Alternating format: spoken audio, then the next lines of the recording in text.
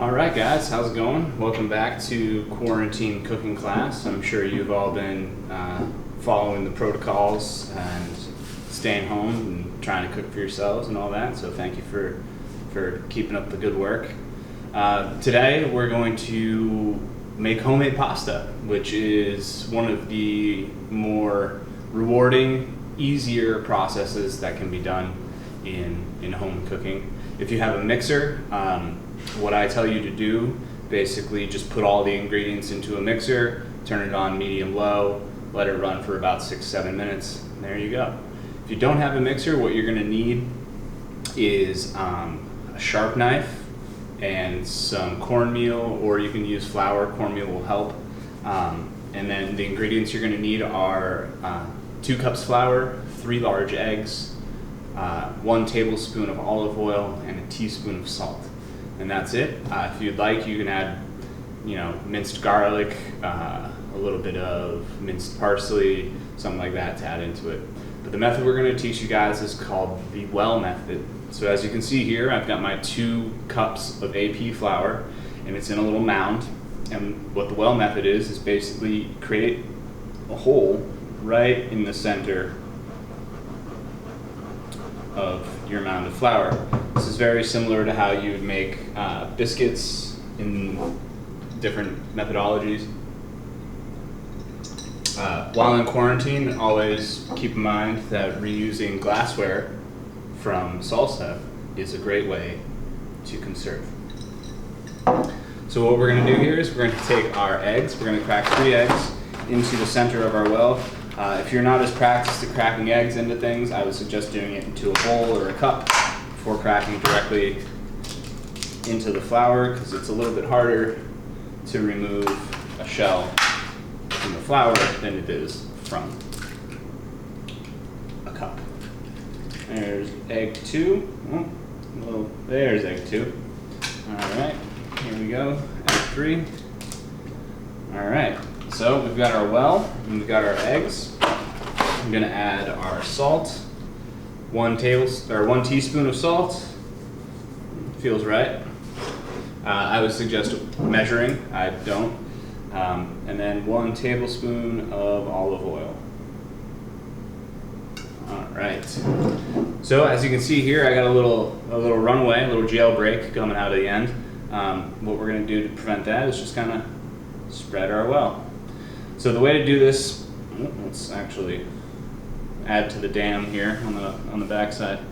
So the way to do this is take 2 fingers like this, put 1 finger in the center, pop your yolks, take the other finger, put it just on the edge of the flour where it meets the egg, and you're gonna kind of slowly massage out and bring the flour into the egg. You're not trying to move the egg into the flour, because if you do that, you can end up with one of these where everything runs out the side, and then you have to make up for it and just kind of rebuild your wall. All right, so let's incorporate our flours into our egg like so. Keep going, just spin it around and around. And again, like I said before, if you have a mixer at home, you would just put all of these ingredients into the mixer. You would put it on medium-low and let it go for about 5 to 7 minutes. And you'll see that after that period of time, you can give the dough the poke test, which we'll get to later, and that will help you figure out if the dough is ready to be rolled. Well, rested and then rolled. All right, so now we've got some incorporation here. We're just gonna kind of sweep it all onto itself. Pull a little bit of the flour off to the side. It may not need to be all of it incorporated, and that will prevent you from having to add water eventually. So I'm just going to kind of keep patting this down gently. You can still see the moisture of the egg. We're just going to kind of try and incorporate this all. You kind of pat it down, and you'll see there's a little moisture still, so take it and just kind of fold it back over itself. Keep pressing all that egg right there. And you want to keep doing this until the point where you get to where this doesn't happen, where you put your hand on it and stuff sticks to you. That's that means that you need to incorporate the egg into the flour a little bit more. So we're gonna keep doing this. Just kind of let it form itself. And if you have any excess flour that kind of sits off on the backside, just sweep it out of the way. You can always add it later. You might not need it. If you got a lot that sticks to your hands, just rub your hands together over the top, and it'll all kind of fall back in. If you have a bench scraper or a pastry cutter, a metal one or a plastic one, those are good to have at this point because it's very nice to be able to just kind of scrape this stuff off the table, the countertop surface. Forgot to mention this, you should make sure that your counter surface is clean enough to eat off of because we will be eating this. All right, so here we are. We've got the dough to a good point now where I can kind of pick it up all as one chunk here. You can see it's still not completely incorporated. There's a lot of moisture still in the center. So what we're gonna do is just kind of keep pressing it down like so. Spread it out. You want it to be about 1/4 inch to a 1/2 inch thick. And you can see here now that when I press it, nothing sticks to my hand. My hand is not getting sticky flour bits onto it. And we're gonna just take it, fold it over itself. Just kind of fold it over itself. Press it down. Do the same thing. So now we're gonna take it long ways, fold it onto it, and press. And as this gets more and more incorporated and the moisture is spread throughout the flour, we're gonna end up with a dough, a pasta dough. Here we are, look at this. So now that you have this uniform pasta dough situation, we're gonna move all this stuff out of the way. We're gonna take this and press it a couple more times. We're gonna fold it over a few more times just to make sure there's really no moisture left in the center. Press, spin it, press it down. This is coming together nice. The previous batch I did, which you guys didn't get to see that video, did not. All right, so there we go. We've got this uniform blob kind of now. So now what we need to do is we need to work the dough, knead the dough. And what that's gonna do is it's gonna stretch out your gluten and create that texture that gets pasta to stick together and gives it that bite, that al dente. So press it one more time. Make sure there's no really dry spots. See if you can just form it into a ball. Look at that. So we've got our ball. All right, and so from here, what we're gonna do is we're gonna stretch it. So you can see how I push forward, and then I'm gonna bring it back on top of itself and do the same. So you're using the heel of your palm right here to kind of push, and you're using the pressure and the friction from the table to do that. So that's why we wanna have no flour here at this time. You just kind of push it forward, fold it back on itself, and push it forward, rotate, push it forward, and basically just keep doing that. I use my palm on this hand to do the pushing, and I use my other hand to do the folding and the rotating. And you just kind of work through it. And this process, when done by hand, will take you about 7 to 8 minutes. I'm gonna get to it and just keep working it, and I'll show you what happens when it's ready. So enjoy the fast motion little dance that I'm doing.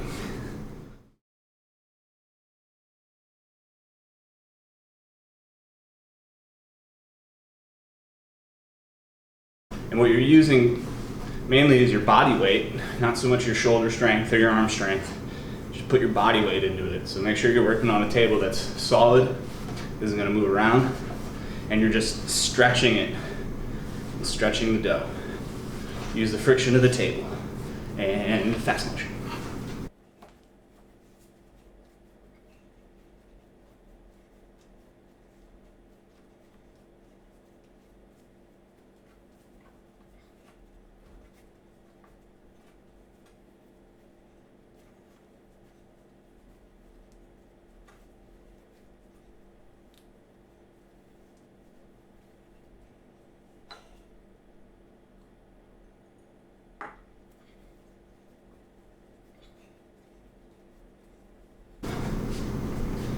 Also guys, if you've been stuck inside and you haven't been able to go to the gym, if you do this once a week, you'll be like that really strong little Italian grandma. It's a great workout. I'm slightly winded at this point, and we've still got a couple minutes to go. All right, she's starting to feel smooth. As you can see, the edges are getting smoother. It doesn't look as clumpy, and we can actually take this and kind of stretch it, turn it into a ball again.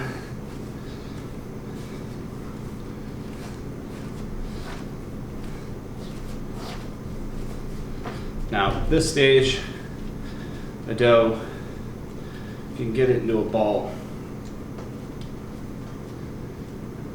There we go.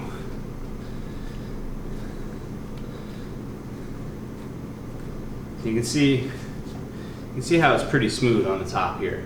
It's going to be nice and smooth here. And the poke test, as I called it earlier, is what you do is you take your thumb and you poke right into the top. You're going to see how it springs back. You see how it took a couple of seconds and that dent kind of bounced back, but it didn't bounce back all the way.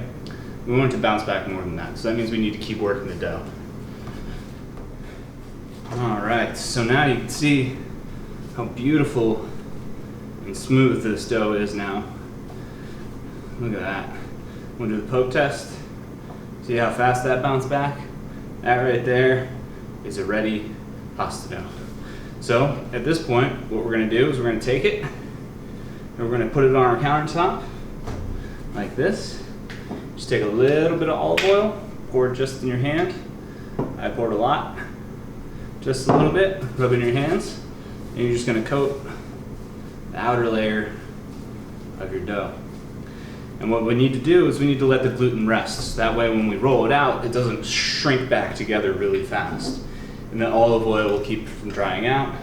I suggest also possibly placing a towel or some saran wrap over the top of it to keep the air from getting to it. And at this point, you can start preparing a sauce. You can start your water boiling on low, because this takes about 20 minutes. You want to let it rest, and then we're going to take it out, and I will show you how to roll your pasta dough out. If you don't have a roller, you're going to need either an old wine bottle or a liquor bottle. A liquor bottle works better because they're longer, as you can see. This is my mezcal bottle. All right, guys, so what I did is I cut my pasta ball, the dough here, into 4 different pieces, and this is just one of the pieces. You should be able to feed 2 to 4 people, depending on how much you like to eat, with the amount that we made. My water is boiling. Turn that down for a minute. So what we're going to do is we're going to take our quarantine roller here, also known as mezcal, and we're just going to try and roll this piece of dough out until it is about 1/16 of an inch to 1/32 of an inch thick. Basically, roll it as thin as you possibly can. We're not using a roller, as in a machine, a pasta machine roller. So go for it and try and get it as thin as you can. So you can hold one end of the pasta and just kind of work it down, flip it over, do the same. And you can see these spots on it and everything. That's because I didn't keep this piece of pasta covered and the surface started to dry out. So you want to keep it oiled and covered to prevent that from happening. It won't be a huge factor in the quality of the finished product, but it will definitely make the rolling process a little bit more strenuous. It does help to have a rolling pin in your home, and if not, this is the quarantine rolling pin. It works. If you ever end up going over someone's house and saying, hey, I'll make some fresh pasta, and they don't have a rolling pin, well, wine bottles work. This is a great bottle, actually. It's about the same size as the rolling pin. It's just only got the one edge. So, here we go. It's not a bad mezcal either, by the way. I've had better, but it'll do the job for sure. All right, so here we are. We've got this pasta rolled out pretty thin. As you can see, in certain spots, you can almost start to kind of see color of the countertop through it, which is a good sign. And that's about 16 inches in length instead of 6 to 8, which is fine. You can see it as it sits, it starts to suction back because it's all that gluten. So we're gonna take this, we're gonna coat it with some flour like so, just to make sure it doesn't stick to itself. And then we're gonna roll it up. For some of my friends out there, this won't be a challenge. You're pretty well versed in rolling things such as cinnamon buns and or dice. Bad joke. Anyway, so we've got our pasta tube. Here we are. So what we're gonna do is we're gonna cut the pasta. We're not gonna press it, we're actually gonna slice through it, because if you press, you end up pinching it together and it makes it harder to separate. So we're just slice these little guys one by one. And depending on what kind of pasta you want, you can go as thin as trying to make spaghetti or angel hair with these little thin guys, or you can go for the fettuccine. You can go for pappardelle if you have the desire to go real thick, and also one of those rollers, like a pizza cutter that's got the fluted edges on it. You can just have the whole sheet out and just roll it that way as well. So here we are, and then what we do is we just end up picking them up by the ends, the little tails, and unraveling them, and they are ready for water. So that right there, my friends, is pasta 101. These little guys, and all this excess flour that you use to kind of keep them from sticking together, that'll just come off in the water. So that's it, guys. As far as making sauces and stuff like that, we can get into that again later on this week. I can teach you guys how to make a pesto, how to make a bolognese, any other sauces you want to know. Feel free to shoot me a message and ask questions, and we'll get there. There we go. So fresh pasta made at home, not that hard. 1, it's delicious. 2, it gives you a workout. And 3, it's really one of the most rewarding processes you can do, because fresh pasta is amazing. So there we go. Remember, guys, keep it clean, keep it safe, stay at home, bend the curve as we're doing. And any more questions, just ask. And remember, local food's the best food. If you can eat from somebody that you know, that's the best way to do it. All right, be well, guys.